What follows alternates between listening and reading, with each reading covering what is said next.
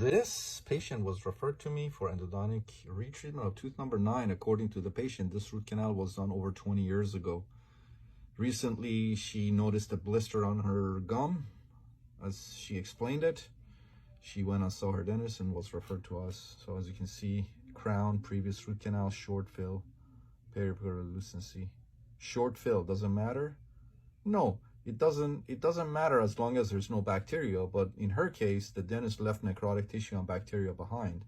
So short fill by itself doesn't matter, but if you leave necrotic tissue and bacteria behind, then the problem is necrotic tissue and bacteria that you left behind, not a short fill.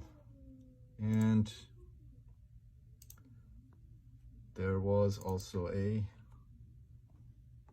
sinus tract right there. So we discussed options with the patient: redo the root canal with guarded prognosis or extraction. And patient wanted to take a day or two and think about her options, because I told her I can't promise, I can't guarantee that the infection will go away by redoing the root canal. The chances are stacking in her favor, but it's not 100%. So if you want to go ahead and extract a tooth, then contact your dentist and have your dentist extract it. If you want to try to see if you can save it, call me here, schedule an appointment, and we'll do our best. We would have to go through the crown. So I told the patient that she might need a new crown too. I don't do crowns, that's her dentist. So patient will take a day, think about her options, and let us know if she wants us to redo this root canal. Dr. Lin, I love you, brother. Rest in peace. This root canal, according to the patient, was done over 10 years ago. She just lost a crown, but she has no pain. As you can see, no periapical relucencies. Look at these fills. Look how short the distal buccal is. Palatal is short. MB is short. There is a missed MB too. Patient has no symptoms. Dr. Lin, rest in peace.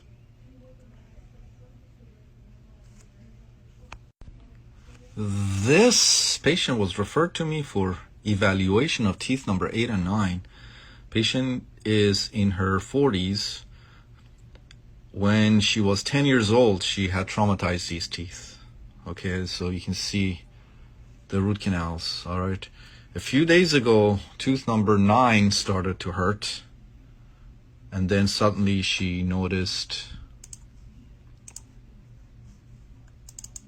this. Sinus tract.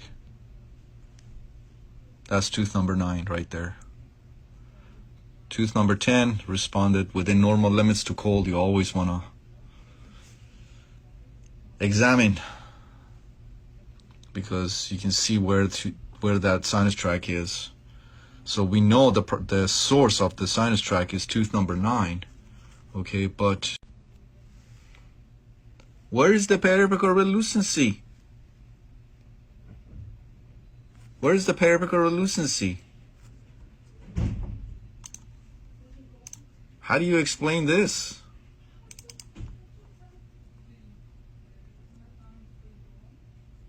How do you explain this with no periapical relucency associated with tooth number 9? Again, this root canal, the root canal of 8 and 9, teeth 8 and 9, were done over 30 years ago.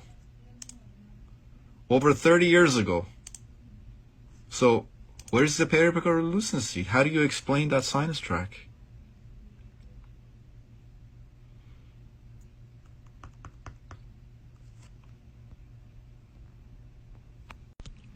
This patient was referred to me for endodontic retreatment of tooth number 30. According to the patient, the root canal was done between 1 to 2 years ago. Patient's chief complaint is, my gum in this area is very tender, very sensitive. Let's look at multiple angulation PAs. No periapical relucency. No periapical relucencies. None.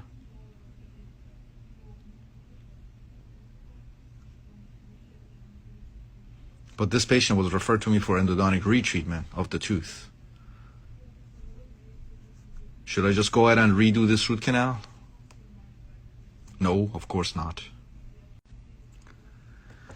So I went ahead and, of course, did a thorough examination.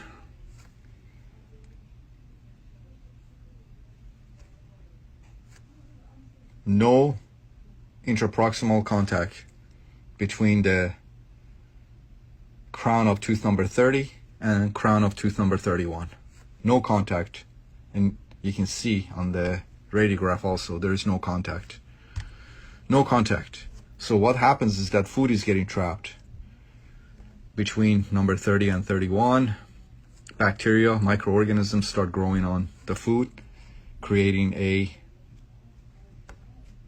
gingival abscess. The probing here was about 5 millimeters. Okay. Now, let me teach you something else. So if I just went ahead and redid this root canal, I would have redone the root canal for no reason. No reason. And the patient's chief complaint would have persisted. It would not have been addressed. Okay, so now, according to the patient, the dentist had done this crown 3 times already to try to establish a contact here. Now tell me, this is the 3rd crown that this dentist put on this tooth, yet still there is no contact. I want you to tell me why.